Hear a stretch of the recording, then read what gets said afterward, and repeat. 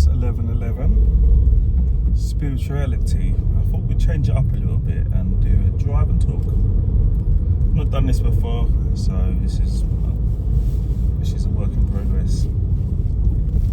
So today I want to talk about the realities of living in this world at the moment. Some people are tapped in and most aren't.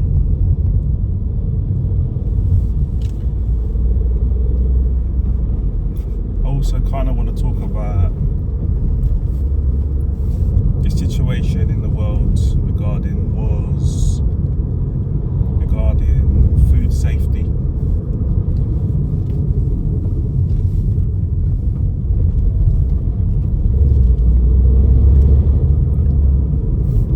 And all manner of things are coming to my mind as I'm driving.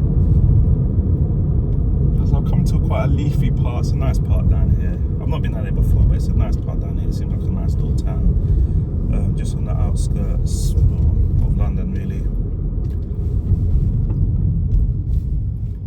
And yeah, so we'll start. It is going to be a bit patchy because, as I said, this is a work in progress for me.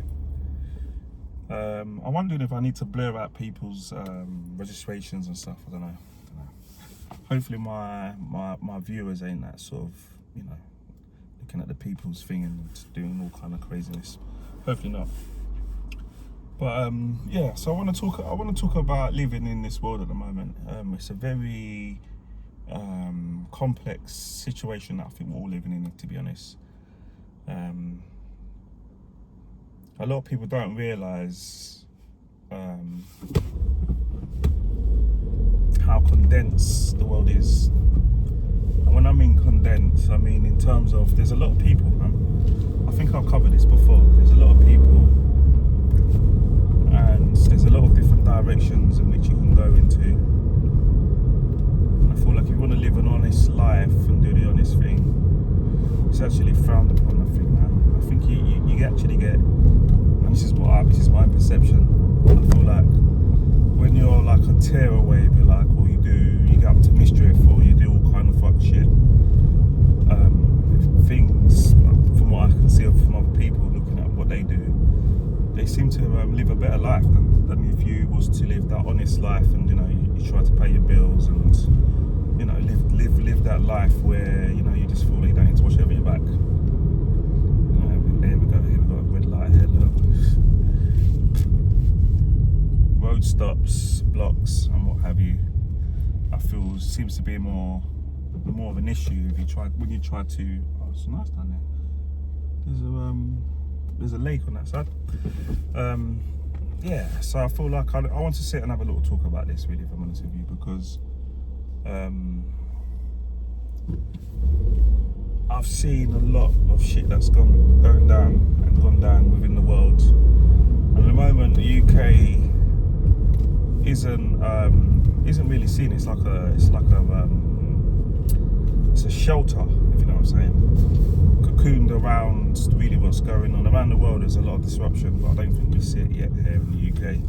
We can still go to the shops and buy things. Obviously, some places around the world they don't have any shops because there is no shops.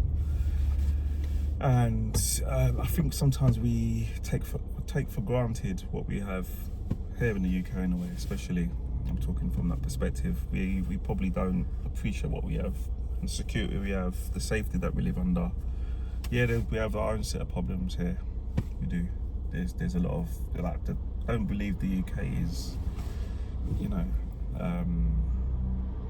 this sort of diamond nation that's lives accordingly.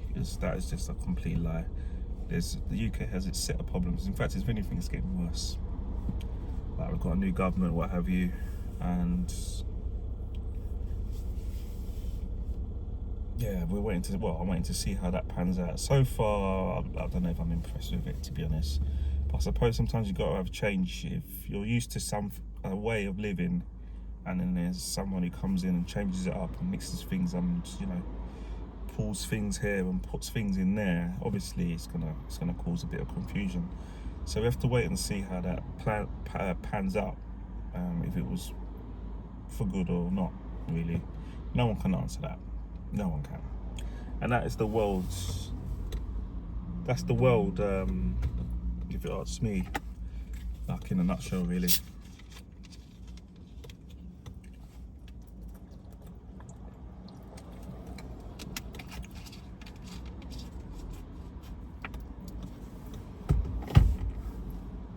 I thought I'd do the drive and a talk because one, I got a new car. Just want to test that out, see how it goes. And two, I feel like I'm kind of bored with the same setup that I have. So I kind of want to change it up a little bit. Thinking more of the viewers here. You know, you can talk, you can zone out a little bit and listen to me. Obviously, music gets cancelled out by YouTube because obviously rights and stuff like that. So obviously, I love music. So that would be my preferred way of doing it. But I don't make any music.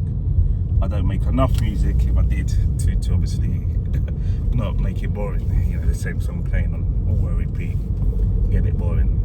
So I thought we'd try this way. You know, different roads. Try and get a little back road in there, a little country lane. You know, motorway if I can. See where we go. Yeah, so I feel like the world that we're living in at the moment is very complex and volatile at the moment.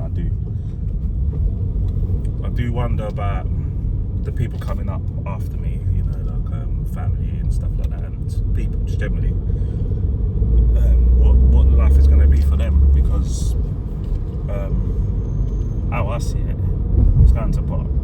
It's going to pop big time, and I can't see a way which it can be fixed. But regardless, if you bring a new person at the top to come in and give a new insight into how they see the world should be, from their perspective, it's never going to be right for everybody. There's too many people in the world, you know. It's never gonna sit for everybody. It's never gonna be that harmonious place for everybody. You can make it as harmonious as you can, but realistically, the harmony really comes from within, I think. And I feel like no matter who's at the top, they're always going to think about themselves first, and their people that they work alongside. They're not going to think about the average Joe, or the average Joe blogs, I think I should say. Do you know? Because the average Joe blogs just pays the bills and does what they need to do to get by, and it's not about them in terms of the grand scheme. If you're at the top there, say a prime minister, or king, or president, or something like that. I feel like there's a big issue with going forward. How do we live in this complex world that's now being made for us? I mean, technology. I mean, at the moment, look, I'm driving and I'm filming at the moment. That I probably couldn't have done that maybe 30 years ago. The camera would be so big and heavy, you wouldn't able to probably pull off the whole the whole window, you know, because it'd be so heavy. And you know, this is my point. You know, things are getting so advanced, and it's a good thing, you know, when used correctly. But then, you know, not everyone's going to use it correctly. You know, and I don't believe in a nanny state. I don't believe I should, you know, someone should hold my hand with everything I do, because then who holds their hand? Who watches them? Who watches them? Make sure that they're doing right. You know, it can be quite vicious. You know, you can live under someone else's understanding, and that might not be the understanding for the future. That might just be someone's distorted way of thinking things. So, like, I always think, obviously, there should be a little bit of autonomy, and people should be trusted to do the right thing. And obviously, when you don't, obviously, there should be some kind of issues coming your way. I think that's probably the way of the world, really, to be fair. But looking at the whole capitalism type thing, because that's where we're going at the moment, I don't think it's really working. I think all I see is people making excessive amount of money, and the wealth that they accumulate, I don't know if they use it correctly. I don't think they do. And I think the capitalist way always forgets about the person at the ground level. The person that's probably built up them billionaires unknowingly, buying their product, services, what have you.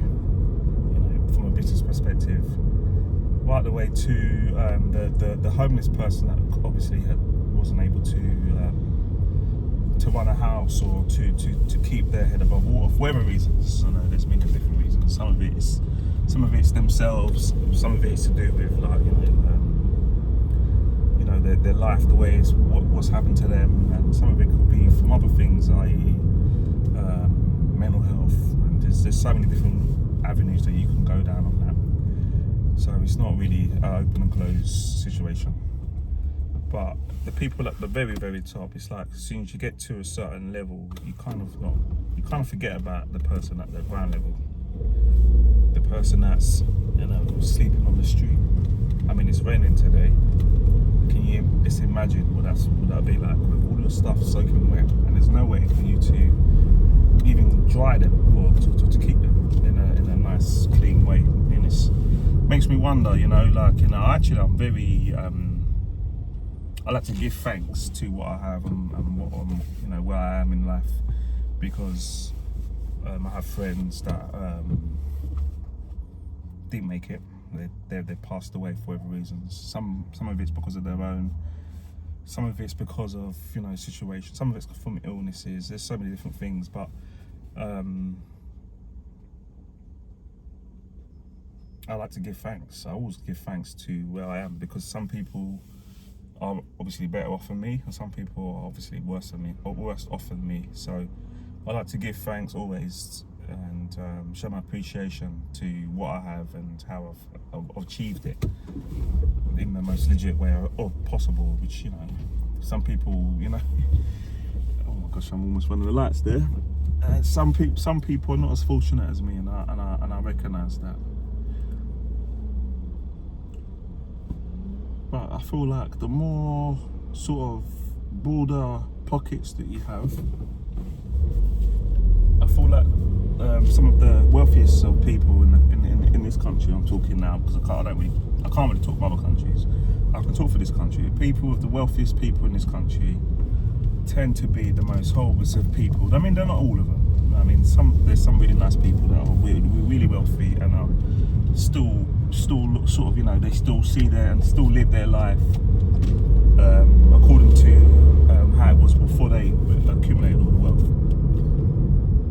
But a lot of people, they get their money, they move away, and they forget where they came from, how they got there, and what sort of life they was living before they become wealthy and didn't have to worry about bills and putting food on the table and putting clothes and all kind of things on your back. So it's those people that I kind of reaching out to today, because I feel like if you've got a little bit of extra money, I mean, it wouldn't hurt. I mean, we have a lot of, believe it or not, in the UK, we have food banks. Food banks, if you're not from the UK, are places where people can go when they're a little bit hard up.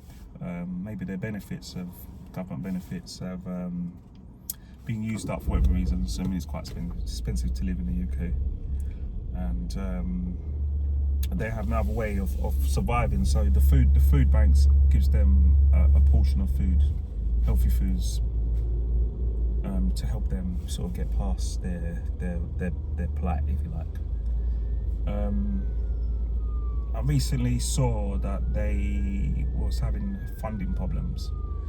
Now, I feel like if you've got broad shoulders, that's the way some people like to say, I feel like you should step in and fund these places and contribute to them with money, or if you don't have money, I don't know, other ways, but I feel like a lot of people can sort of just live that life that they're living, which they've designed for themselves, and it's obviously not perfect, and they are on a journey themselves.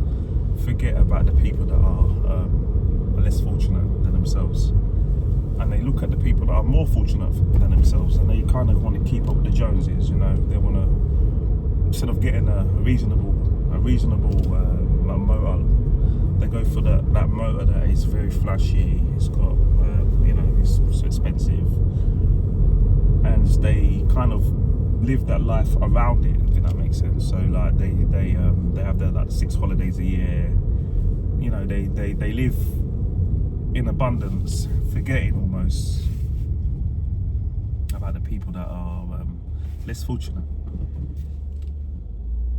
Brings me back to this capitalism.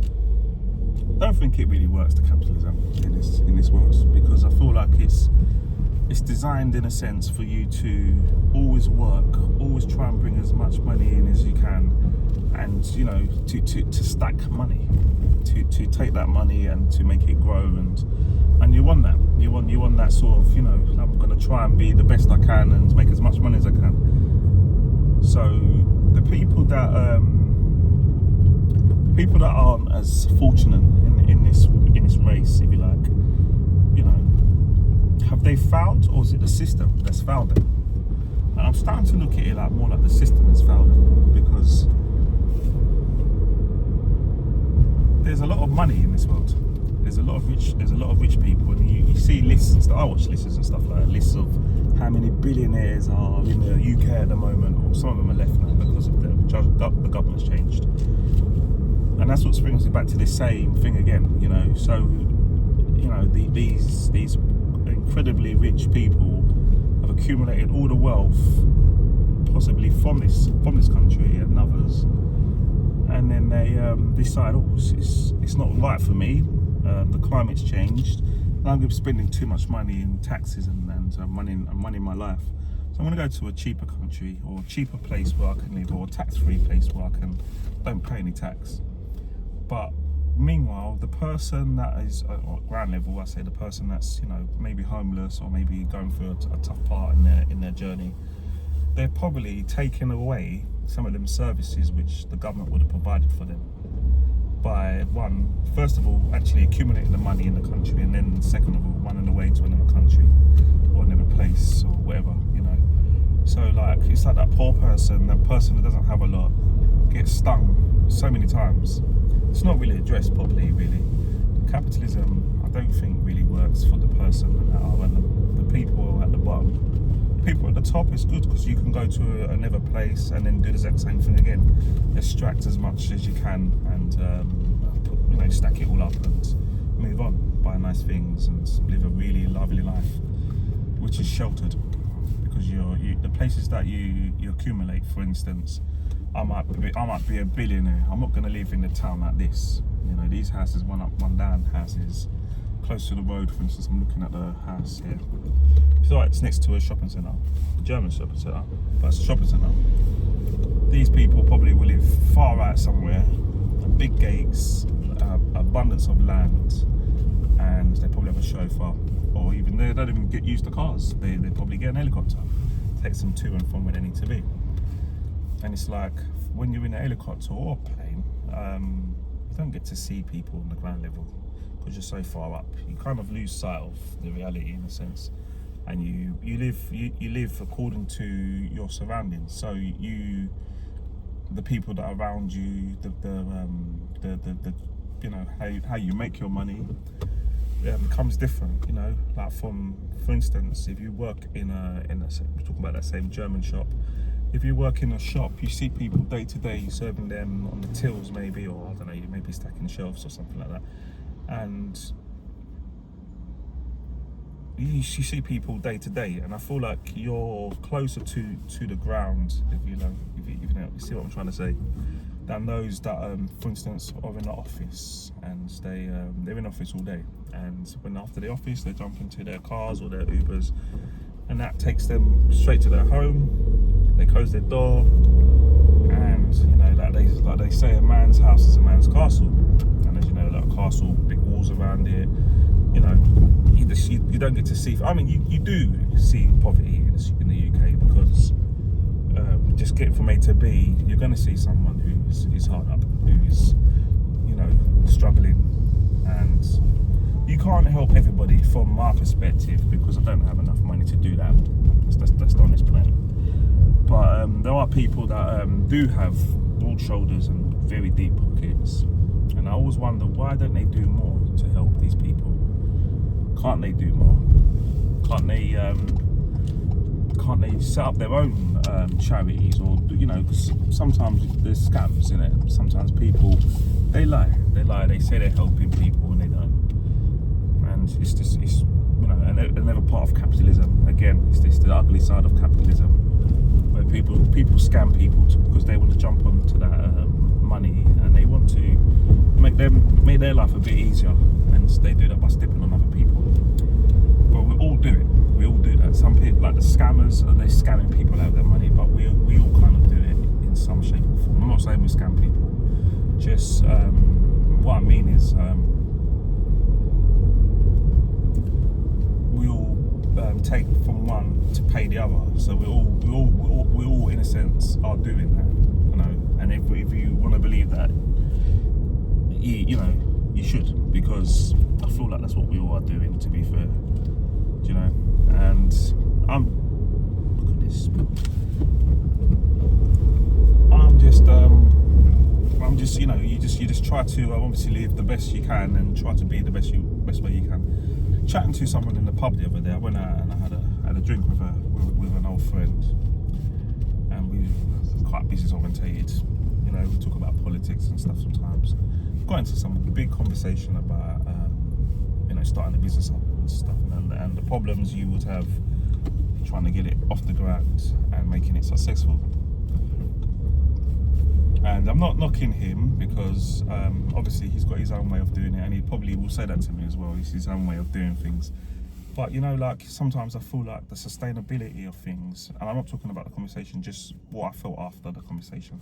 The sustainability of things, the leaving something behind for the next generation, I think it's forgotten. I think everyone just wants to line their pockets and picking them up as best they can, forgetting about the next generation that comes along. Nah, you can say the same thing for countries. For instance, I was told when I was younger, most people don't know the size of Wales, but Wales is a kingdom, United Kingdom.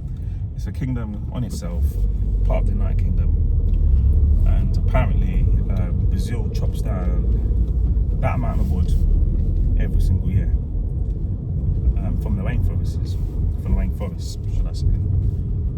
And it's a big space. It's a big space. I mean, I'll challenge you to go on to Google or whatever, to go look at the dimensions of Wales, the country of Wales, and see how big that is, and see how many people live there, and how many people can live there side by side. I think that at one stage, not anymore now, but at one stage you could fit, I'm going back some time now, you could fit, everyone in the world could fit in Wales, standing Side by side. Probably telling you my age now, but telling you that. But yeah, I don't think that's possible anymore. But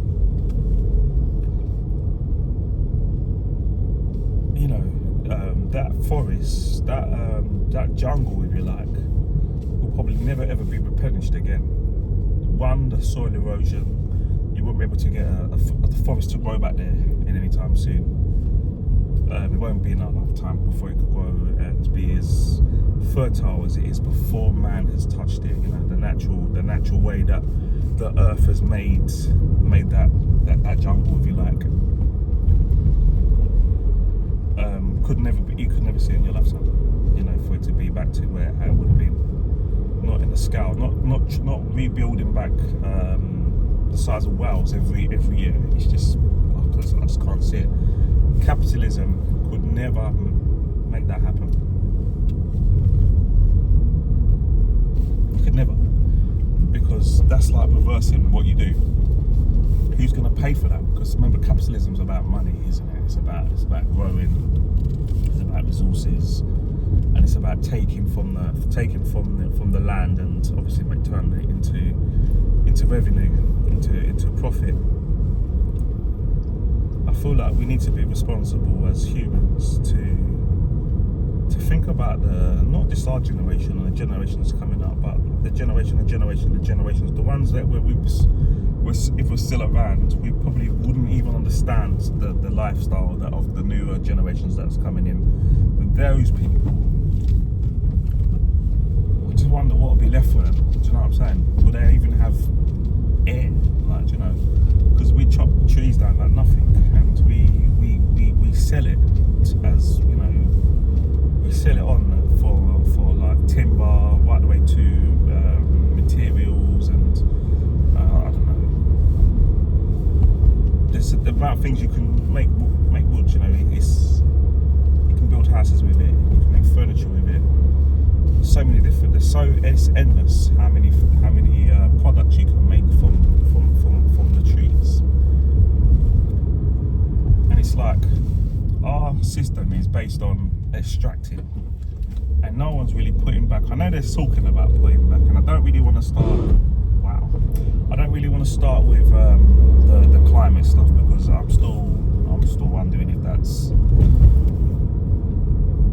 I'm still wondering if that's a reality that can be changed, and I do feel like there is something with that maybe it might be irreversible. We might be able to, or it could be just a natural phase of the world. You know, we've had one cold, we've had supposedly a big wash through. You know, if you go by the biblical stories and stuff, you know, like Noah's Ark and stuff. You know, I'm waiting for the fire. The fire's next, isn't it? Because we've done everything. We've gone cold, we've gone wet, you know, and I wonder if this is just the world's cycle. But we don't make it easy by what we do on the world. There's this, especially in Europe, I know this is in Europe, we have this system where it's replaced. We can just get another one, or we can just what's it called? We can just, if it's broken, just replace it. I mean, we don't fix anything and repair things. Things are designed to be, once it's single use, or once we're finished with it, it goes into the bin. And surely that can't be sensible. It just can't be sensible doing that. You know, like things like phones and computers and stuff like that, they've got a lot of metals in them and a lot of things that we can reuse. Now, don't get me wrong, there are companies out there that are able to refurbish. I mean, I've got a refurbished phone. You know, I thought to myself, I'm going to try the refurbished phone, save some money. Don't ever like it because I do like new, but I think sometimes you got to think, you know what? To be honest, I'll drop my phone and I drop it again and the screen breaks. Do you know what I'm saying? So I'm repairing it in a way. Do you know what I mean? So yeah, I don't know. But yeah, I just wondered about this complex world that we're living in. I read the other day that they want to kind of stop people from having barbecues and sort of burning wood out in the open because they're saying it's bad for the environment.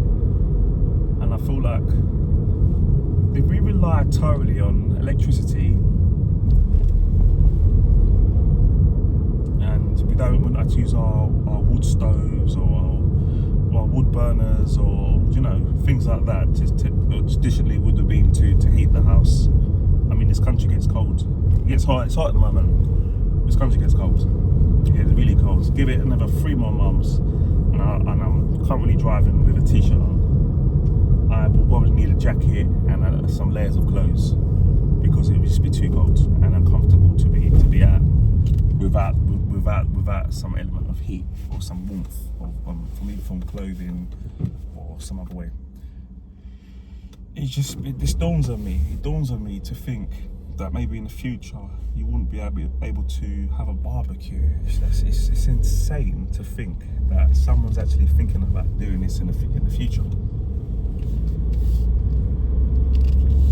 But they say the world might not be around for us to burn anything if we don't do it. So it's like that dilemma. It's like a dilemma. What do? Do you carry on, just pretend as if nothing's wrong? Like the rich man who's got the pocket stacked and he's just counting money, and he's not even thought about going to even help a food bank that's in trouble that can help Minnie. Are we so deluded that we're just, and I don't mean that to be offensive, I mean I'm talking from a collective, everybody I'm talking, because we all have a part to play in it, don't we, really? We all chuck stuff away. We all, you know, I mean, how many times have you gone to a fast food place? Not everybody eats in a fast food place. many people have gone to a fast food place and discarded all the paper and the box and the the cardboard and what have you, and just chucked it in the bin and thought nothing more of it. It's in the bin. Or drank your can of Pepsi or whatever and just discarded it, or maybe recycled it. But just the whole the used ones chuck away. I think we've got to address that more, because I feel like if we don't address these sort of things, I feel like there will be nothing for the generations to come. A couple of older people, unfortunately, they're not with us anymore. They passed away and went over to the other side. When they was alive, for instance, I asked them, what's the situation with this global warming, and they was just like, well, when we was sort of when they was younger and they was in their youth, they was like, listen, there was snow up to my knees, and I couldn't go to work some days because it was too bad. All the smog from the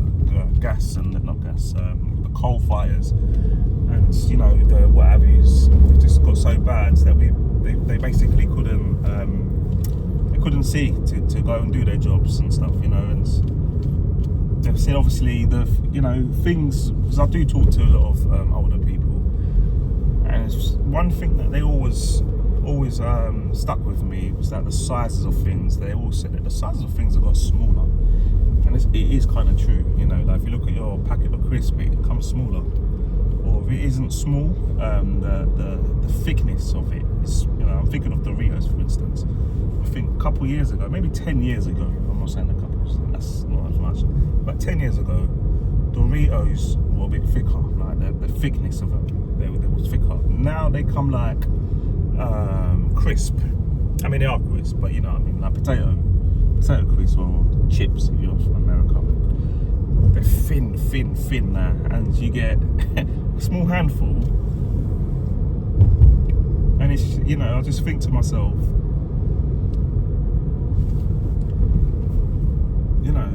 like it probably is true, like for instance, they was talking about fish, and it was like the mackerel they used to get when they used to go to the fishmongers was phenomenally big. Do you know what I mean? It was actually massive. The weights, it's obviously cheaper, but it was, the weight of it was a lot bigger, and to get that size now, first of all, it has to be farmed, fish farmed. I mean, we don't get caught fish, wild fish anymore. Well, we can, but it's so expensive. It's a treat more than like a meal, if you know what I'm trying to say. Like you do it on a special occasion. You treat yourself to something really, really nice. Well, that's most people do. I mean, maybe you're well off and that's all you eat, and you're very lucky too. But that used to be common for everybody, apparently. Maybe in the 50s, the 60s, that was common. Like one fish could probably feed about 4 or 5 people because it was that big. And the only thing we've got close to that now is probably like a large salmon, and they was talking cods and all kind of things like that. Well, they're so big, like, do you know what I mean? And they've allowed the fish to grow to such a size. But now, because of this having mouse needs to be fed, there's more fishing vessels out there that are obviously fishing and taking up the resources, and the resources are getting smaller and smaller and smaller. And over a space of 70 years or so, I would say they've got to the point where we're accustomed to having smaller sizes now. It's like the norm. It's crazy to think like, if that's the case, more about another 70, 80 years from now, obviously, I doubt I'll be around in 80 years. In fact, I know I probably wouldn't be. But what are the people be eating then? Will they be eating factory foods? Like, we eat a lot of factory foods at the moment, in a way. And I've had to get my head around that, because I didn't believe, I thought it was, I'm sorry for the Americans that might be watching this, I always thought it was like American thing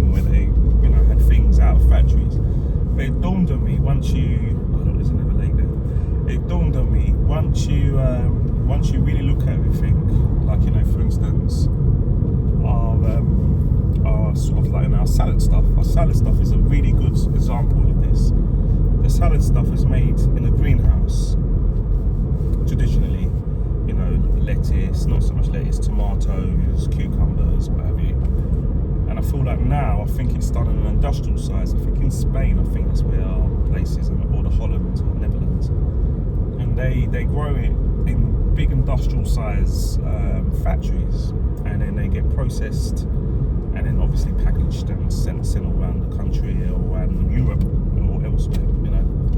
And that's not only say for instance the salad stuff, that is also, you know, go back to fish, it's farmed.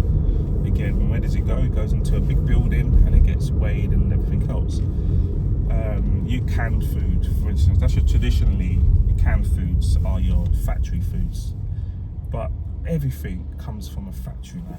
Everything from sauces to tinned food to ready meals or TV meals, I think some parts of the world call them. Unless you actually make and grow things yourself, we eat food out of factory. So the natural progression will be to make the meats and make the fish, which we are starting to sort of entertain at the moment. But I feel like it's going to come to the point where you won't be able to get like a pound of meat or a pound of fish, or in UK or Europe, a kilo of fish or a kilo of mince or something. You know, it just wouldn't exist anymore. It'd be processed, you know, regenerated or man-made foods that are going to replenish. And it's something that I remember watching years ago, the film, what's it called now, with Neo in it, what's it called? You must know what I'm talking about, it'll come to me after. And there was a part in it when it was talking about the food, and it was like, yeah, it looked like porridge, but it had flavourings of chicken and ham and what have you, whatever you eat. And we are kind of living that now at the moment, you know, like for instance, going back to crisp or chips again, for if you're American viewing this, I've got to speed up. It's just potato, but you put flavours on the potato and it tastes like, I don't know, chicken flavour, prawn flavour, or whatever it is, you know. And so we are actually living in that one. I don't think people join the dots sometimes to realise actually we are already here, and it's just a matter of time. I can't take that risk. It's just a matter of time before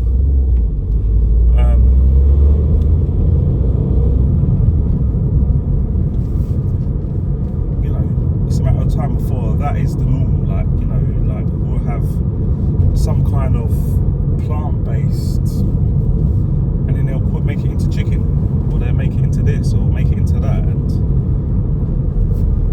scary to think, you know. That's why I say it's complex. The world that we live in is very complex. But I don't think a lot of people see it. I don't think they do. Or they do see it, but they don't recognise it to be that. They don't think, oh, it's, you know, we're eating factory foods. You think of factory foods, you think of MREs, you know, like, you know, military rations or stuff like that, you know, where it's got like a long shelf life. But then at the same time, you buy bread. You buy a bread that's got a very long shelf life. Where naturally bread will only last 3 or 4 days at the most. But you can buy bread products that are on a shelf stable.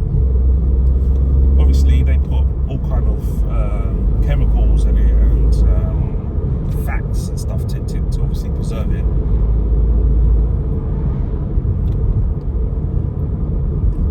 It just dawned on me how much, you know, we've extracted out of this world to the point now where we actually don't even eat natural foods anymore. Not on a grand scale in Europe.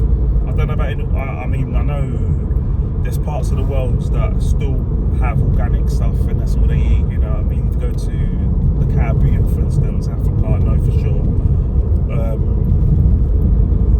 Still eat organic stuff. People still grow their own, and they have some items that are obviously factory made, usually imported. But you know, going back to that now, I feel like most people wouldn't know how to what to do with an animal, or what to do with the fruit and veg that comes up. Do you know what I'm saying? I feel like we've lost a lot of knowledge. We've lost a lot of knowledge that maybe our ancestors would have been. They would have known it. They would have known them. They would have known what to do with a livestock. You know, like, you know, how do you proportion out the meat from it? Which meat is what, and what part of the animal? Obviously, the whole animal gets consumed, but which parts, you know, do what? How to cook them? How to, you know? We've lost all of that to the point now where it's just like basically, you know, our farm is technically a superstore. That's the modern day farm. It's a superstore. You go into this superstore and you obviously with money, obviously, because otherwise you get yourself into trouble if you take things and stick them up to your fingers and walk out. That could put you in a bit of problems. In fact, that can put you into a lot of problems if you had to survive like that. You probably get so far before you know, some you know, you probably wouldn't be able to do it anymore for whatever reasons. But the modern day farm is like Asda's, is Walmart, is Sainsbury's, is Lidl's. That is the modern day farm. I mean, I've done a little test myself, and I started to grow some. I don't have big space, but I started to grow some fruit and veg, which I thought I'd give it a try, and I failed on it tremendously. Failed.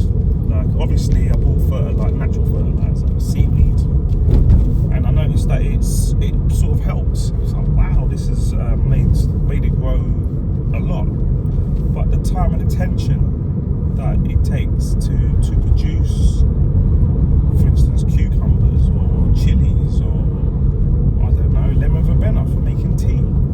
There's actually a lot that goes into it.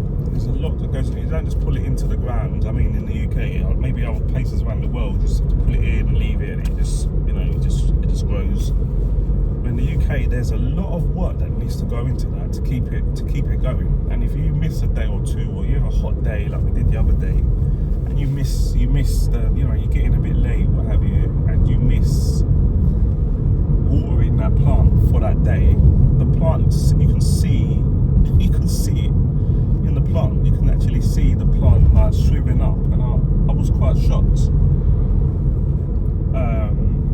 Obviously, I have green hands, but you know, like, obviously for plants, normal plants, you know, like things that you're not gonna eat, you're just gonna adore them in the garden. I've no problem with that. But if you want to make quality foods that you can actually pick and eat, and you know, they'd be nourishing for you, there's a lot of work that goes into it. And I don't think a lot of people understand that. And I feel like if we was to go back to that world where we had to eat what we produced, we would struggle in the UK. We would struggle big time. And not everybody, because some people still got them skills. Not everybody would, but the masses will struggle. This guy can be on top of me in a minute. He might be on my shoulders in a sec. He's that close. Behind me. And we've become dependent. We've become dependent on superstores to give us what we need. Obviously, I know how to cook very well, to be fair. And I thought the next step will be to grow the produce that I need to cook. You know, naturally, that's what you want to do. And it isn't as easy as you think. Obviously, space is limited. That's another thing as well. But the soil isn't great. here in London for sure. I live in London. But the soul's not great at all. The soul needs constant attention. It needs, you know, it needs a lot of work done to it.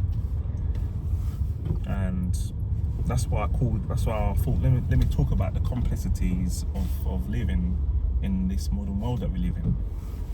We have overdone everything to the point where we need chemicals or sometimes natural plants to help fertilize the lands that we wish to use to grow our produce to eat. And you know, everyone needs to eat, regardless of who you are, regardless of how much money you have in your pocket or how little you have in your pocket. We all need water and we all need to eat. And it's no good eating spam all day. Spam is like, you know, like mechanical meat. They've decided that we could still make, you know, there's still extra meat on there which we could add this and add that to it, and that's an extra product. And I just think, you know, it ain't gonna get any better. It's actually gonna get worse and worse and worse. What are we on for? Wow, 47 minutes. Wow. I mean, yeah. And it's a shame, because if you look at this country right now, as well, I'm driving around, it's actually quite green. You know, I saw there's a few lakes.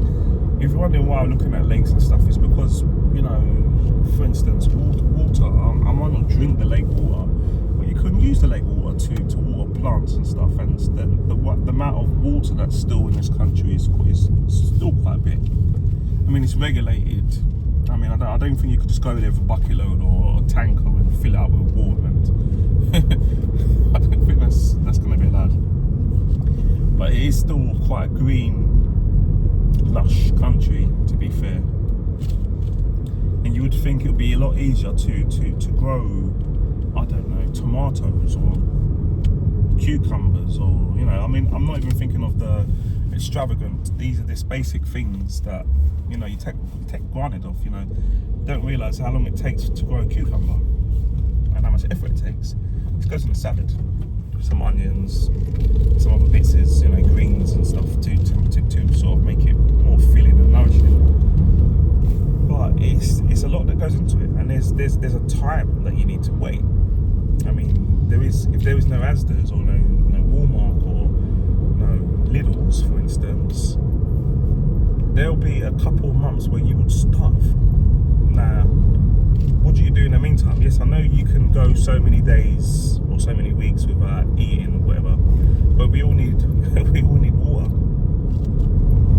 Your plants that you're trying to grow so you can eat them, they need water. Everything needs water, and it's like so precious. And I feel like a lot of people, they ignore that. They ignore them things there, and they waste a lot. And they don't realise how much work goes into it. It's so easy to go into the superstore and skin everyone. But that might not be a possibility for the generations coming after us. That might not be something that they could do.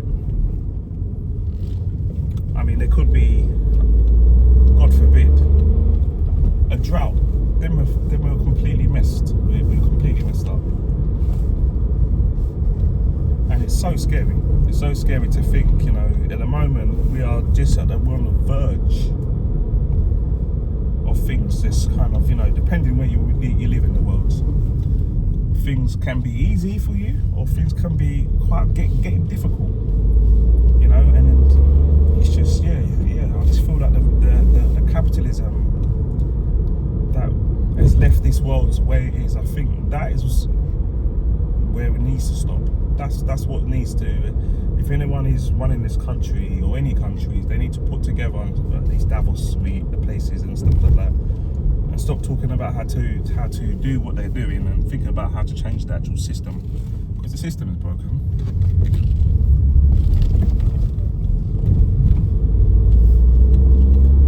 In about 70, 80 years time, which sounds phenomenal, you know, I don't think people even think that far ahead. Most majority of people don't.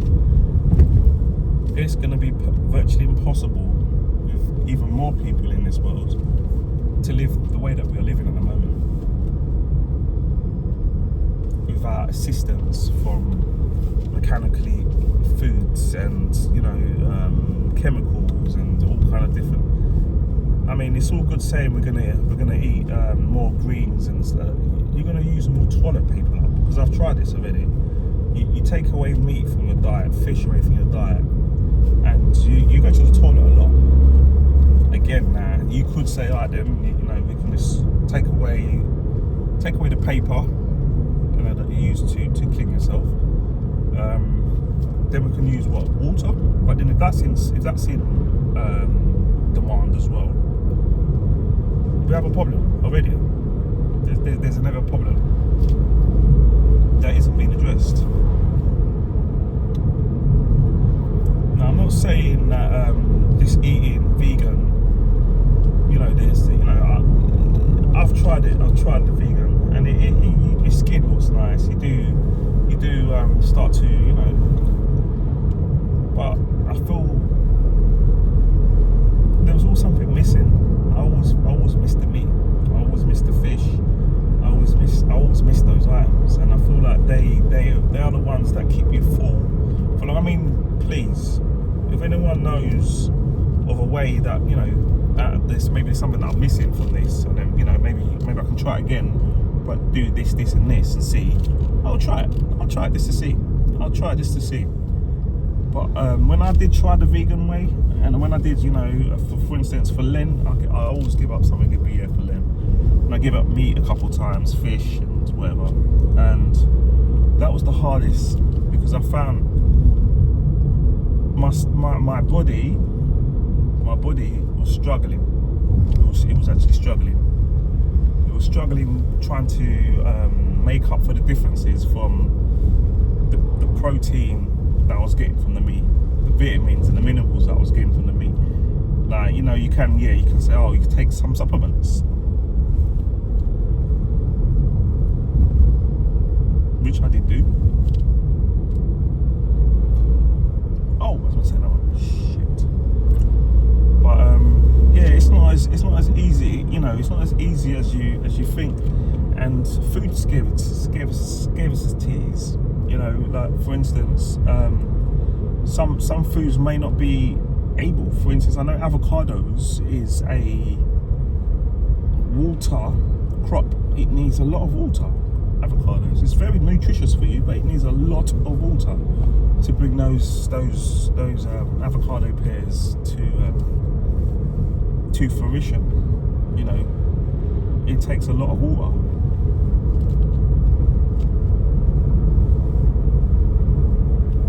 And in the future, I don't think a water-hungry crop will be the answer. I know it's got loads of vitamins and it's got a lot of good things in there for the body. It can nourish the body very well. But I just don't think with the amount of people, that one pear, there could be other crops that use less water, but if we have consumed more of it, it could be just as good. So we really got to think about how we plan for the future. And again, some crops like certain areas. They like certain drainage, which I've only really found out recently. Some crops like a good drain, so that they don't like to sit in water. Some crops like clay. Some crops, some crops like certain conditions which they strive in, and it's if you're able to make those conditions, this is going to be good. But in the future, the way things is eroding away, I don't think that's going to be an option for us, for civilization, that is. So it's looking more and more like the factory is here to stay now, and the factory-made foods are going to be the norm for us going forward. And the days of going to a farm when I was younger, I used to go to the farm and I used to sort of pick my not just me, but I used to pick our fruit and veg, for the week or whatever. I think that those are going to be either really for the super wealthy, because that would be something that the wealthy would have. Bearing in mind that I think money money won't be worth anything as much as it is now, simply because there'll be so much people that the money itself, people. I mean, don't get me wrong, there'll always be wealthy people, but I feel like, you know, money itself, or currency, as it's better known as, I don't think it'll be worth that much. Because I feel like the security of you and your family to eat will outweigh that, you know. And I feel like, I know this sounds crazy, because you're thinking, yeah, the more money you've got, the wealthier you are, the happier, the easier things are for you. But I feel like that probably won't be the case. I feel like maybe it'd be down to a country, and Europe is unfortunately dying. Europe is dying. So is the UK. So is the US. So is most Western countries. It's dying because the system is broken, and no one's fought to change it. Not try to repair it, but to completely change it. The system is not going to be fit in the future for what we need it for. What we have today, I actually don't think the system that we've got today is going to be fit for the system we need in the future. It's going to let us down. It's going to let us down, because there'll be a few amount of people with a tremendous amount of wealth. Tremendous amount of wealth. And I'm gonna go. So much wealth, they don't need it all. They can survive quite happily on, you know, less than what they have.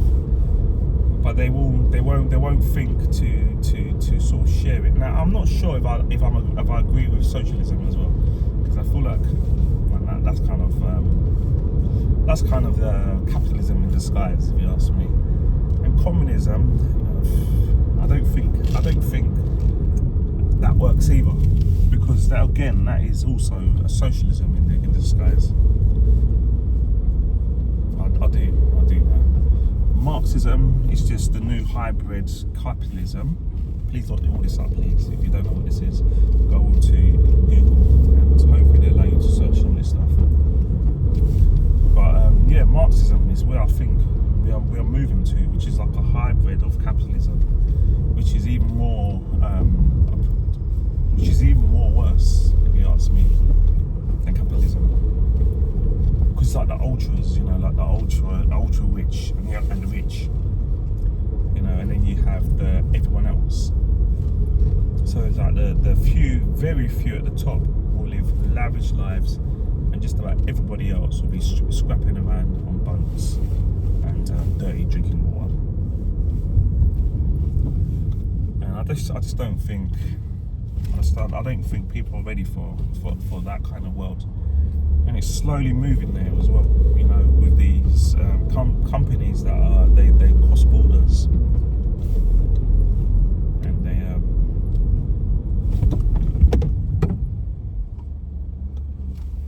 I know the taxi man's looking at me, giving me dirty looks. So brakes quite sharply there. Got a taxi behind me.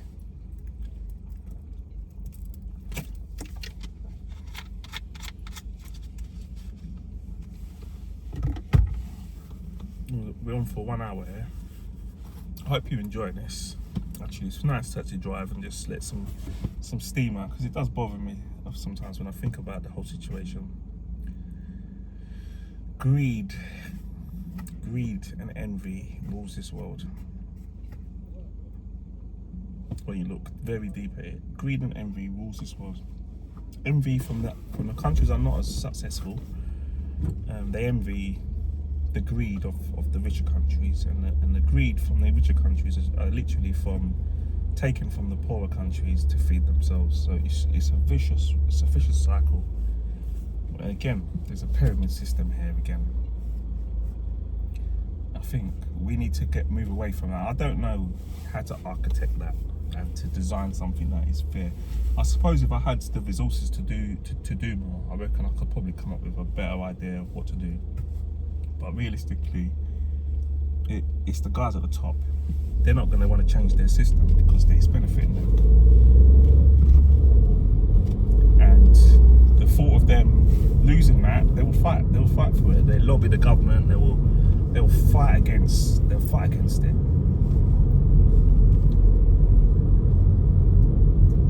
So, I mean, and you know, nowadays you can't say about the, you know, rally the lower end of things, and you know, the people at the ground, because that looks like it's incitement and stuff in this country at the moment that can get you into a lot of trouble.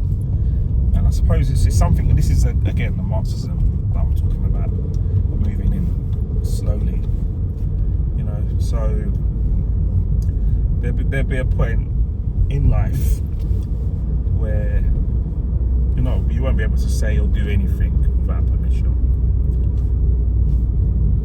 For the people that are close to the ground, and the people at the top, they will have the people that are in control in their palms, and they will dictate to them what they want happening, which is kind of happening now. But can you imagine it being more intense? That is probably what our future looks like, as sticking the way things are at the moment. I don't know if you saw that, you might have seen that. There's a pub on the right hand side called the Windmill, and it's something that they used to do in the olden days, very long time ago, maybe what, the 14th, 15th, 16th, even up to the 17th century. That was the way of life. You know, if you wanted things powered, there was only two ways to do it. Well, there's three ways to do it: man, animal, and wind or water. So you find the windmill would probably be making things like we're making things like flour and stuff like that, you know, grinding on a big stone plate that just went round in a circle and ground it all down so it was really fine, so we could make breads from it, because bread is a staple. It's always been a staple. I mean, wheat, as in the crop wheat, it's used in so many different things. Flour is the basis of so many different things that we eat, from pasta right the way to cakes, you know. And that was very important. It's very important to have that, and it probably sustained the world to where we are at the moment. It was the basis of it, basically. This was the way that man got in front of himself to obviously take the resources the way we are doing it now. We've got so advanced now, we don't need we've got electricity from so many different sources now. That wind is coming back, but it went to a place where it's just obsolete. It's just like, just plug it in and then let the power stations take care of it. And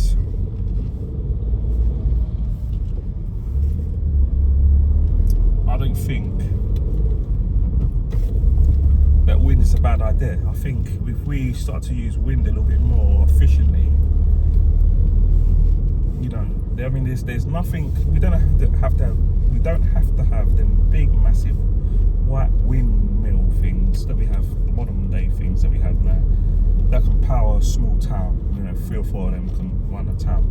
We could have smaller ones, but have them more frequently. You know, for instance, they could be on top of buildings and you know, green spaces where it gets a bit breezy, and they can just power small things, like for instance street lights or community things. You know, like, they don't have to be on a big scale. But I mean, obviously the amount of people that we have in the world, you have to think big. But if we downscale them, because they are a little bit of an eyesore, I ain't gonna lie. They are. When you're driving on the motorway, you can see them. It's the first thing you see. You know, you don't see the rolling hills of green. You just see this big, massive metal spinning thing, and then most of the time it's not even spinning. So I think there's a lot we need to work on to even want to make it work. And I feel like if we put together now and we stop isolating some countries, because everyone's got a part to play, because everyone's going to be having the resources. Everyone needs them now. We've got to the stage where we've come to the realization that the modern way that we live requires us to have a certain amount of, you know, I mean, if we was to go back to being dark and having no electricity and having dark streets, no heating, obviously we can't burn firewood, the world would quickly deteriorate to the point where there'd probably be like, 10 people left, and those 10 people won't be able to keep things going, and there'll be the world as we know it will just be a derelict land, of nothing, no animals, no plants, nothing. And that's actually quite scary to think. That's really scary to think. Right, we're going on for 1 hour and 6 minutes. So that's gloom and doom, right? And I kind of want to lift that. So I don't want to leave you, if you do listen to it all the way through, which I'm glad you did. I don't want to leave you like that thinking, oh my God, what's going to happen to the future? It would be good if everyone had their little couple of pennies to put into it and think of ways in which they could, I know they probably do this already because it's a bit arrogant to think people don't do this because they do, but ways in which they can make their footprint less in whatever ways that they can do it. I mean, I don't want to hold you to ransom, like you have to do this, like you can't do that, you have to do this. I feel like that's wrong. I feel like if you're gonna make it work, people, if they want to do it, they're gonna do it the best they can if they're behind it. So I feel like if you stop twisting people's arms and telling them what to do, and to make them understand that actually it's actually beneficial for you too, and not for big business, because that's what most people think. It's a big business. They're going to make take all the gains from it and leave us penniless, and then we're still going to be, in the same shit. We need to see what we can do on a personal scale, how we can reduce our waste, how we can make decisions that we make. Is it the best? I mean, yeah. I don't want to be coming across like, I'm arrogant or whatever, but yes, I recently bought a new car. It's a smaller engine. These are the things that I've done. It's a smaller engine. It's a cleaner engine. It's not using diesel, it's using petrol. Obviously, I would have loved to have gone electric, but the jury's out on that really, because like the electric vehicles, you have to dig up the world to make it. And then it uses more power from the world as well, which I think is doing more damage at the moment than it is good. Yes, it's a cleaner air, yes, in the UK, but the countries which they extract what they need from it is polluting. So all you're doing is taking away what you can see in your eyes and moving it somewhere else in the world. That's all what electric, if in my eyes, it's my own perception. I've driven electric vans, and I feel, because obviously that's I work in haulage, logistics, currently, and they're not fit for purpose on that level. They may be good for like a social, like at the moment I'm socially driving, I'm not working, I'm just driving around, filming, and sort of just enjoying the scenic parts of the world at the moment before it gets too cold and it's gloomy and everything's all grey and absolutely freezing. But yes, I could drive the car less, and I don't drive the car all the time. I don't, but I do drive. I drive vehicles, other vehicles, work vehicles, and yes, people can say, "Oh, but you're driving," but yeah, but I'm driving a vehicle that's got a lot of products inside of it for the masses. So technically, I'm stopping the person driving a car because I'm moving such a big amounts that is helping a lot of people, not just myself. You can get in the car, maybe you can have 3 or 4 people do a shop. Your neighbour, you, and your friend upstairs or downstairs. Do you know what I'm saying? You could do that in the car, but that's 3 people. But in terms of the haulage, you're able to feed, if you like, because I work in the food industry. You're able to feed a lot more people than what my car could do. So, I'm not saying this what I'm doing is right. I'm not saying that at all. What I am saying though is, the car previously I had before the engine size was a lot bigger. it was a lot juicier. I mean, the newer cars now, they seem to be smaller engines and they've got a turbo in them, so they're basically using the fuel and then reusing it again. So you actually get a lot more out of the fuel that you are consuming, which means it's cleaner. I'm not saying it's the best mode. I mean, I've got a push bike. I do have a push bike for smaller journeys or journeys where I'm just going on the road, or whatever, or I cycle or I walk. But that isn't the case for everything that I do. Sometimes I go a bit further, where cycling wouldn't be the mode. Not for me anyway.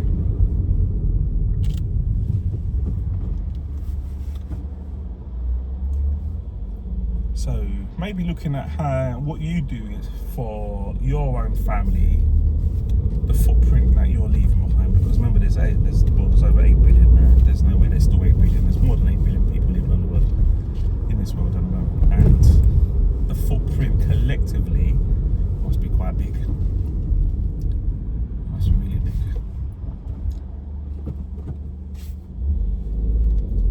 And yeah, it's just being a little bit more sustainable. And I'm not mean sustainable within your pocket, because that's also important, but I mean sustainable with the products that and services that you use. Is it the best for what your purpose is for? Could you do a little bit more and still get the same outcome, and it's actually better? And if you're able to do it, could you? That's what I'm asking. Small changes. Sometimes voting with your feet. I personally think spam is bad, so I don't eat spam. But some people, they like spam and they think it's a really good, viable thing to eat. It's in their, it's in their right to do that. I personally think. I don't think I need a nanny state to tell me what I should and shouldn't be doing. I think that's when it gets a little bit silly. And when the government, I think, overstretches their arm. I think maybe smaller government might be in everything as well. Having such a big government to watch over everything sometimes might not be the best way. I mean, sometimes you need to watch certain things, you do. And there's some things you can't go back and say, right now, we're just going to have a smaller government and just, no. But there's growing and there's having the right amount. And I feel like if you're making your governments bigger and bigger and bigger all the time,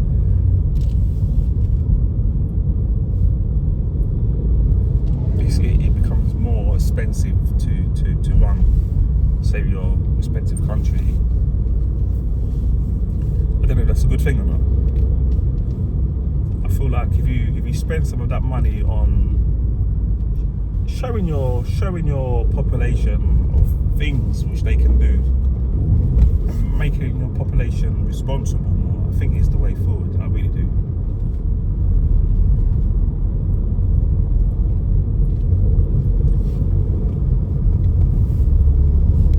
Rather than dictating, you should, or you need to, or you have to. I don't think that helps. And I think most people, they rubs their back up and they go, right, we're not gonna do it. We're not gonna do this. We're gonna do it this way and that way and that way. And it's actually even worse than what if you didn't do anything at all. So, I don't have all the questions. I don't have all the answers. So it's an open discussion. I think we'll go, hopefully. It's an open discussion.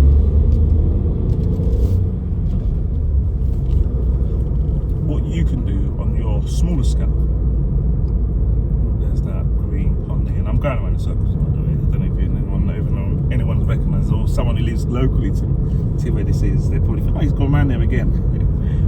It's so nice down here. I don't have this where I am. We don't have so much green, and unfortunately, I have to drive a little bit away from where I currently live to get the green like this. It's just, yeah. I mean, you're lucky if you live in places like this. You're actually really, really lucky if you do live in places that are green and sort of open like this. But in most modern cities, you have to go to the outskirts to really see this and to appreciate it more. And hope if you do live in places like this that you do appreciate it. Is my screen gone blurry? I think it is. Yeah. Alright, well, I'm going to call it a day. I'm going to leave it here. I'm still going to decide if I'm going to put this up on my channel or not. I think I should, really, because it's something different. Or maybe I can pull cars like this. Maybe I can put it on silent and then just have a talk over, and as it's driving away I can pull some cards about stuff. I don't know, I'll think about it. I see really what if people like this, and if I get a good response, who knows, because I'm starting to think a little bit that my channel's being shadow banned. I'm starting to think a little bit with some of the things that I talk about on the channel. It doesn't sit within what, you know, maybe YouTube want. And I think that again is the sign of Marxism. You know, it doesn't sit with what you want on your channel, which is, you know, it's their platform. So I suppose they can choose what content they want and what they want to push and what they don't want to push. But for freedom of speech, I think it's just eroding by the minute, if you ask me. Not by the day or by the year, but by the minute. It's just eroding away to the point where you can't, like I said, obviously in the UK we had a bit of a, well, the government's going to say it's left, what was it, right wing sort of taken over the summer. There was some riots and stuff, and we got some issues in the UK basically, and a certain sector within the community of the UK decided that they wanted to take it into their own hands of what they thought. I can't talk on behalf of them, I can only talk on myself. So this is how I interpreted it. And the government's response was they're right wing, racist or something like that, basically. But I feel like the government has not sat down with some of these people, or willing to sit down with some of these people, just to see to let them vent and let them contribute to their perception of the country as it is their perception. And I feel like doing what the government done, you know, just saying, right, no, this is thuggery and stuff like that. To a degree it was. To a degree, you burn down a hotel, I don't know, lob stones and bricks and whatever, and the police and stuff. Obviously, they're not going to want to sit down with you and talk. But it wasn't like it just one day it's happened. This has been a long time coming, and I don't mean that I don't want to sympathise with these guys, but it's probably a long time coming, because a lot of expressions have been taken away. So when you say things or when you express yourself, it's seen as like it's only you that thinks that, and you're wrong, basically. And the sitting down and let's talk about it is almost been eroded to the point where people are probably scared to even open their mouth, because they don't want to be brandished as a racist, or brandished as someone who doesn't care and stuff like that. But in many respects, I think the same paintbrush has been brushed with everybody, and I feel like the one belt does not fit all. I don't believe in that one belt system, because I think everyone's got something to contribute. It may not be what you want to hear, but they have something to contribute, and maybe that they need to be educated and go, actually, this is how we see it, and this is how, but we should allow people to express themselves. And I feel like in the UK, and it's not only this new government, it's been something that's been happening over several years, where they're slowly eroding away freedom of speech, freedom of expression, freedoms just generally has been slowly being eaten away, to the point where people felt they couldn't do anything else other than to act the way that they acted on them days. And I feel like all the governments, up until this point, probably beyond are responsible for that.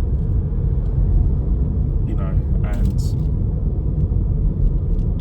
and given the population a place where they can express themselves in a constructive way, would have been a much better way of dealing with it, rather than just not allowing people to express themselves. Because what happens if you bottle up something and you add pressure to it? I mean, I don't need to explain anymore. I feel that's what happened this summer in the UK, and I feel like some of the things that people want to express, some of them are valid. Some of them are valid. Not all of them. Some of them are just distorted, backward thinking bullshit. And some of it is legit. I have a small problem with this, and this, and maybe if it was addressed in a correct way, it could have been raised in a correct way, and then maybe people could have sat down and talked about it professionally and grown uply, which would allow maybe a better resolve. But it's not always the case if you're going to stop people from expressing themselves. Now that's my little rant. I'm on the motorway. I'm not gonna turn the phone off. I've got my phone on. I'm not gonna turn the phone off for the simple reason I'm driving at speed, and I don't want the police to stop me and say I'm using my phone and give me a fine and some points on my license. So until I get to a safe point, it will keep running. But I won't say nothing more because I'll be concentrating on driving. So I'd like to say thank you if you watched this part.